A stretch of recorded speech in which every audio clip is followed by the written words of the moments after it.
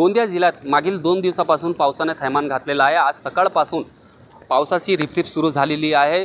या पावसाचा फायदा काही शेतकऱ्यांना झालेला आहे आणि काही शेतकऱ्यांना याचा नुकसान पण झालेला आहे। मोठ्या प्रमाणात पाऊस देवरी तालुका आणि मोरगाव तालुका इथे पडलेला आहे। या पावसामुळे या तालुक्यामध्ये अतिवृष्टी पण झालेली आहे आणि या तालुक्यातील शेतकऱ्यांना मोठ्या प्रमाणात नुकसान झालेलं आहे। आता ही शेतकरी शासनाकडून नुकसान भरपाईची मागणी करत आहेत। साईद पठाण, TV9 मराठी, गोंदिया।